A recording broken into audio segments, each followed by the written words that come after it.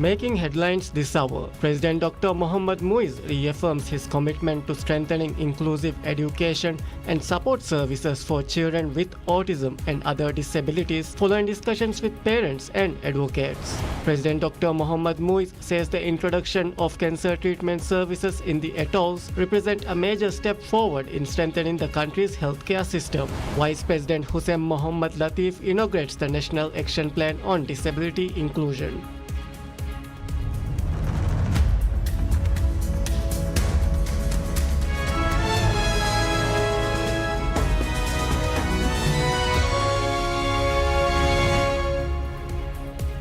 Bismillahirrahmanirrahim. Assalamu alaikum and welcome to PSM News in English with me, Idham Naeem. President Dr. Mohammad Muiz reaffirms the close and enduring relationship between the Maldives and Sri Lanka as he extended Independence Day greetings to Sri Lanka's President and Prime Minister. President Muiz sent messages to President Anura Kumara Dissanayaka and Prime Minister Dr. Harini Amarasuriya on the occasion of the 78th anniversary of independence of the Sri Lanka. In his letter to President Dissanayaka, President Muiz noted that the anniversary comes at a time when Sri Lanka continues to demonstrate resilience in its pursuit of economic stability, social harmony and national progress. He highlighted the long-standing friendship between the two countries, strengthened through decades of cooperation and shared regional priorities. In his message to Prime Minister Amarasuriya, the President acknowledged the strong history of bilateral cooperation and expressed confidence that the partnership would continue to deepen, particularly in areas such as trade, development and regional stability. The President also extended personal wishes for the good health and well-being of both leaders and for continued peace, progress and prosperity for the people of Sri Lanka. In a separate message posted on his official X account, President Muiz highlighted the centuries-old ties between the two countries, describing Sri Lanka as one of the Maldives' closest and most trusted partners. Sri Lanka's Independence Day is observed annually on 4th February, marking the country's independence from British colonial rule in 1948. President Dr. Mohammad Muiz reaffirms his commitment to strengthening inclusive education and support services for children with autism and other disabilities following discussions with parents and advocates. The President met parents from the Maldives Autism Support and Neuro-Inclusion Unity at the President's office. During the meeting, parents highlighted key concerns related to the education, well-being, and long-term opportunities for children with disabilities. They emphasized the need to enhance inclusive education frameworks in school, expand access to vocational training, and address ongoing challenges in obtaining essential therapy services. Parents also proposed facilitating Quran teaching for students with disability within schools, strengthening existing therapy services, and establishing a specialized government center to provide integrated therapy, education, and vocational skills training. In addition, parents called for a review of the current composition of the Disability Council to ensure broader representation and effectiveness. President Muiz assured those parents that the concerns and proposals raised would be given due priority and reiterated his commitment to working towards timely and effective solutions in collaboration with relevant authorities. President Dr. Mohammad Muiz says the introduction of cancer treatment services in the atolls represents a major step forward in strengthening the country's healthcare system. The President made the remarks in a message shared on social media to mark World Cancer Day, observed annually on the 4th of February. He paid tribute to cancer survivors and those currently ongoing treatment, noting that their courage continues to inspire the nation. President Muiz said cancer claims many lives each year, underscoring the urgent need to raise public awareness, take preventative measures, and ensure adequate support for those affected by the disease. He highlighted the recent launch of chemotherapy services at Ungu Faro Regional Hospital as a key milestone in the national response to cancer. The President said the expansion of such services beyond Greater Malé has eased both the financial and psychological burden on patients and their families by bringing treatment closer to home. The President also expressed appreciation for the dedication of healthcare professionals, civil society organizations, and non-governmental organizations supporting cancer patients and their families, acknowledging their roles in providing care, guidance, and hope. World Cancer Day is marked each year to promote awareness, encourage prevention, and strengthen treatment systems for people living with cancer. Minister of Health Abdullah Nazim Ibrahim warns that the increasing number of cancer cases poses a serious threat to national productivity, calling for coordinated and strategic action to address the growing challenge. The minister made the remarks while speaking at the opening ceremony of a symposium held to mark World Cancer Day. He said there remains much that Maldivian society can do collectively to prevent and control cancer. The minister noted that around 1,900 people have been registered in the National Register of Cancer Diseases since 2017, with patients receiving treatment between 2017 and 2025. This averages more than 230 new registrations each year. He said tackling cancer requires action at multiple levels, beginning with the establishment of a reliable and comprehensive data system. He also highlighted the need to mobilize resources to expand healthcare service and promote healthier lifestyles across society. Minister Abdullah Nazim Ibrahim said unplanned responses would not be sufficient, emphasizing that cancer control requires structured and strategic interventions. He noted that the impact of cancer extends beyond health, significantly affecting productivity and placing a heavy burden on society. The minister said the government is working across several fronts in line with national health policy, including strengthening governance and resources of cancer-related services through the Health Protection Agency HPA and the National Social Protection System. He also highlighted recent measures taken to control tobacco use as a part of a broader cancer prevention effort. He added that disease prevention must take priority alongside treatment, underscoring the importance of public awareness initiatives such as World Cancer Day, observed annually on the 4th of February. Vice President Hussein Mohammad Latif says President Dr. Mohammad Moise is committed to governing with full transparency and accountability, describing it as a central pillar of the administration's policy agenda. Speaking at the opening of the People's National Congress Campaign Center for the Mafand Hulangu constituency, the Vice President said President Moise had taken office with a clear vision for national development focused on stability, security, and long-term progress across the country. He emphasized that accountability is a fundamental right in a multi-party democracy, noting that the opposition has an important role in holding the government to account. However, he stressed that this responsibility must be exercised in a constructive and respectful manner, warning against rhetoric that could fuel social unrest, hatred, or division. Referring to political tensions in the past, the Vice President said that the country should avoid repeating the events of early 2008, adding that such confrontations do not reflect the aspirations of today's generation. He said debates on leadership and governance should be conducted with decorum and integrity, and described President Moise as a leader willing to remain answerable to the public. The Vice President also highlighted ongoing social challenges in Male City, saying the President has prioritized efforts to restore the nation's social fabric. He pointed to the introduction of laws, regulation, and policies through Parliament aimed at addressing these issues. However, he noted that the government has not yet received the level of cooperation it had hoped from Male City Council during the current administration's term. Vice President Hussein Mohammad Latif inaugurates the National Action Plan on Disability Inclusion.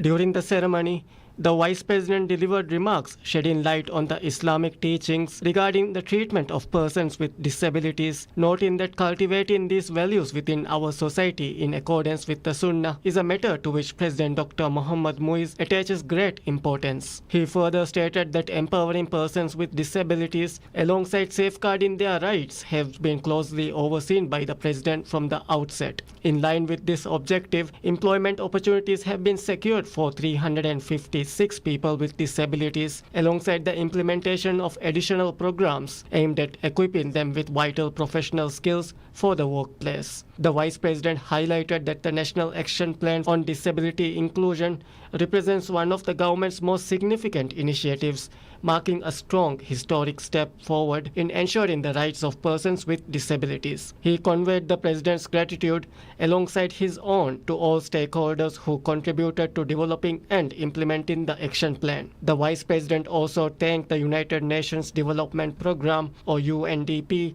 for its contribution, acknowledging the invaluable work the agency has consistently rendered over the years in nation building. Minister of Social and Family Development Dr. Aishat Shiham announces in a significant stride toward economic empowerment and social inclusion, various state agencies have provided jobs to 367 persons with disabilities so far this presidential term, a figure that surpasses the total opportunities created in the preceding decade. The announcement was made by the minister during the official launch of the National Roadmap for the Inclusion of Persons with Disabilities. The newly unveiled National Action Plan on Disability Inclusion establishes a comprehensive framework to build a more inclusive society by actively increasing the participation of persons with disabilities across all levels of public life.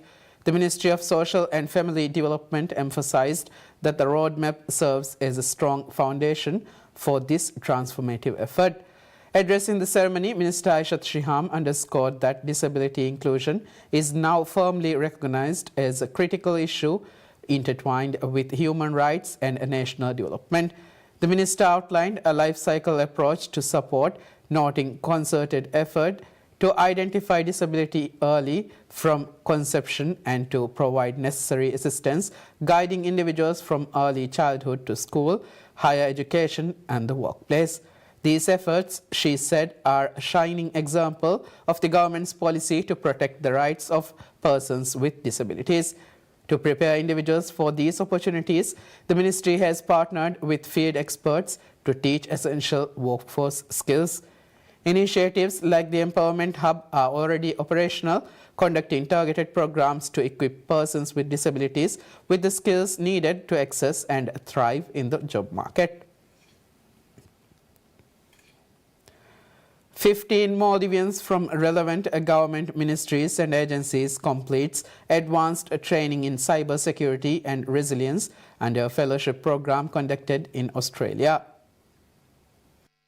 The participants returned to the Maldives after completing the Cybersecurity and Resilience Fellowship Program held in Australia from the 19th of January to February the 3rd. The program was delivered in partnership with Edith Cowan University ECU and the Office of the Prime Minister of Australia. All costs of the fellowship were funded under Australia Awards 2026 by the Australian Department of Foreign Affairs and Trade, DFAT. National Security Advisor Ibrahim Latif participated as a keynote speaker at the opening ceremony, which was attended by the Vice Chancellor of ECU and a senior DFAT official. Chris Dawson, Governor of Western Australia, also hosted a reception for the fellows on the 22nd of January. During the program, participants gained practical knowledge and experience in advanced cyber governance, digital risk management, incident response coordination, and resilience planning. A tabletop exercise was also conducted to simulate responses in potential cyber security. The fellowship is an important step in advancing the national digitalization agenda under President Dr. Mohammad Muiz's Maldives 2.0 vision. The program is expected to further strengthen national capacity by enhancing the skills and expertise of cybersecurity professionals across the country.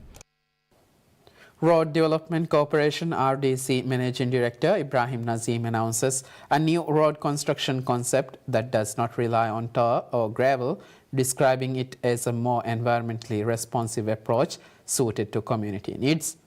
Speaking on the program aired on PSM, Ibrahim Nazim said RDC plans to carry out road development projects across all islands with designs developed in consultation with island councils and local communities.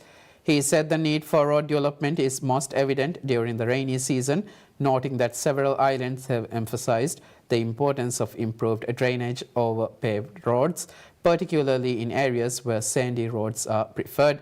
Nazim said tourism-focused islands such as Toddu, Rastu and Mafushi have requested that existing sandy roads be retained alongside proper drainage systems.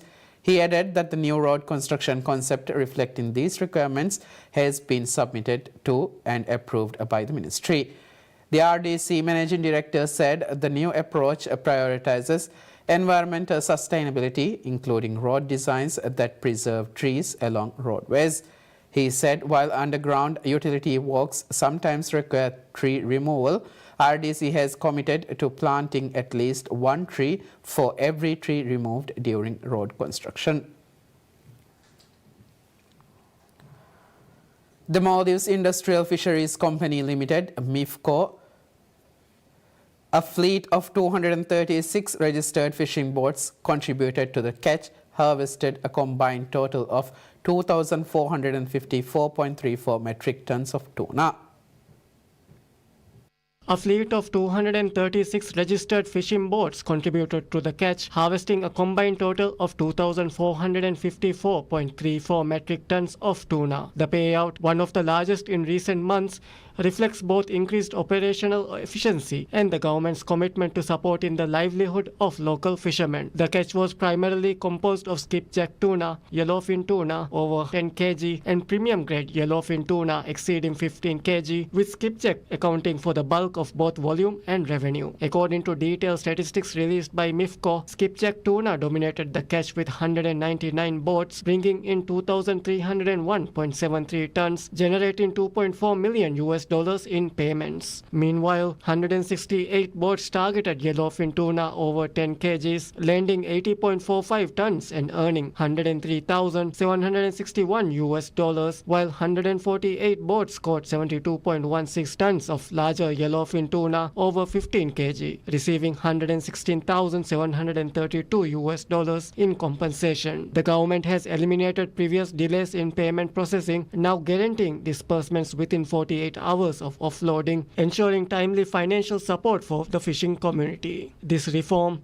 coupled with the creation of the National Register of Fishermen, has enabled more transparent and accountable operations. The register has also paved the way for income-based financial schemes, delivering much-needed financial empowerment to local fishermen. The government has continued to reaffirm its commitment to expanding the sector, citing the fishing industry as a cornerstone of the Maldivian economy alongside tourism. With plans to modernize processing facilities, enhance cold chain logistics, and increase access to international markets, the government aims to position fisheries as one of the country's top revenue-generating sectors.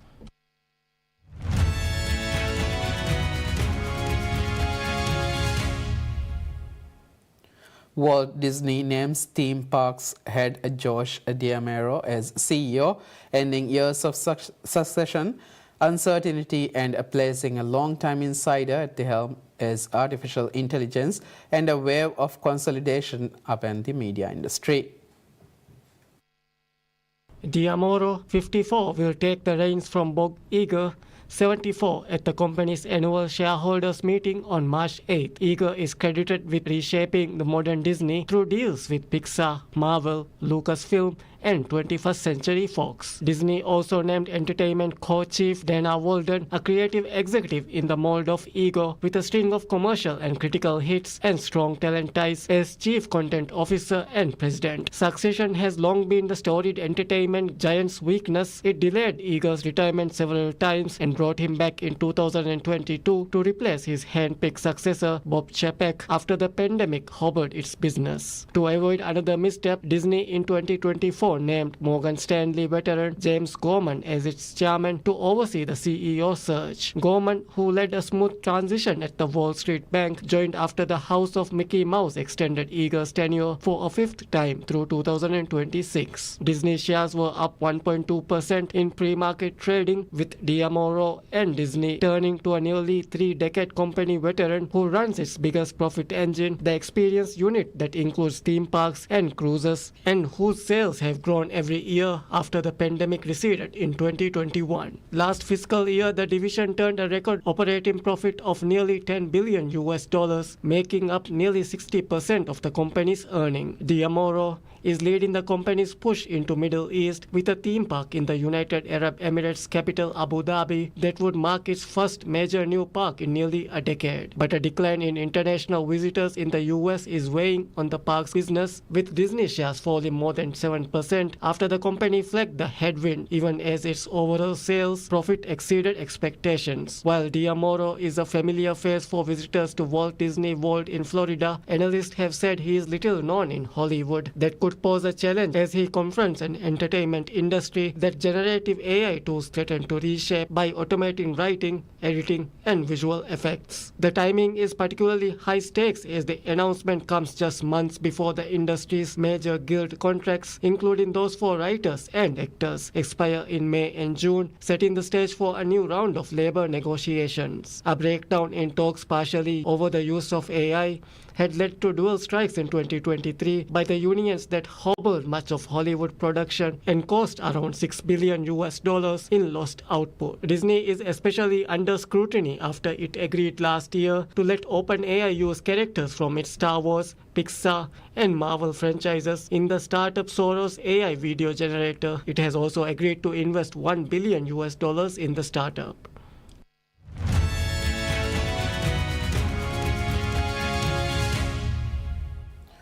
Libyan media says the most prominent son of late Libyan leader Muammar Gaddafi, Saif al-Islam Gaddafi, is killed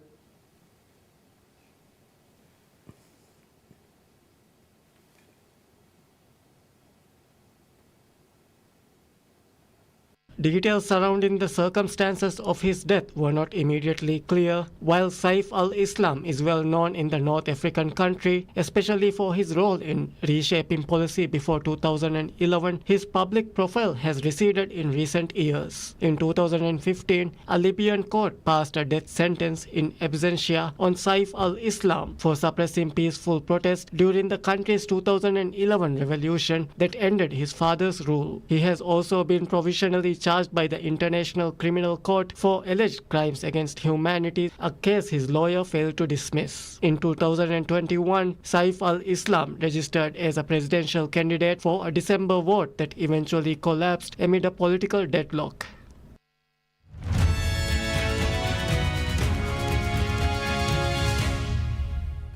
Formula One team Williams reveals their 2026 racing car, the FW48, along with its new livery.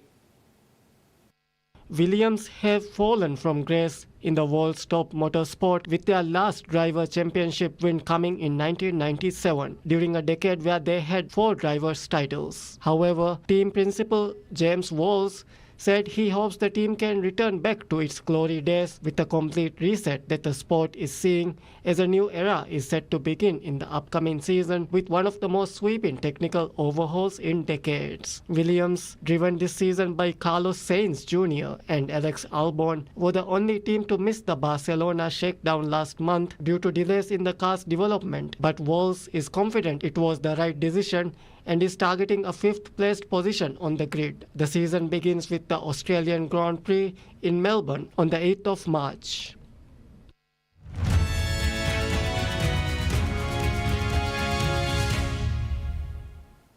On a bright and a sunny morning, as temperatures in Moscow fell to slightly below minus 20 degrees Celsius, a group of people took part in ice floating, relaxing in an ice hole while wearing red costumes that vaguely resembled spacesuits.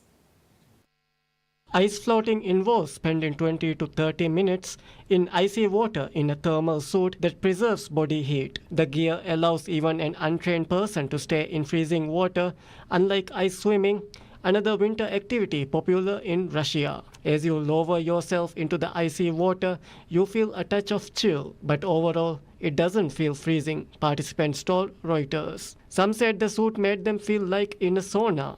The activity, which gained popularity in Scandinavia and northern Russia, has reached the capital this year as Moscow experienced a comparatively cold winter. That concludes news for now. Thank you for watching PSM News. Have a good day.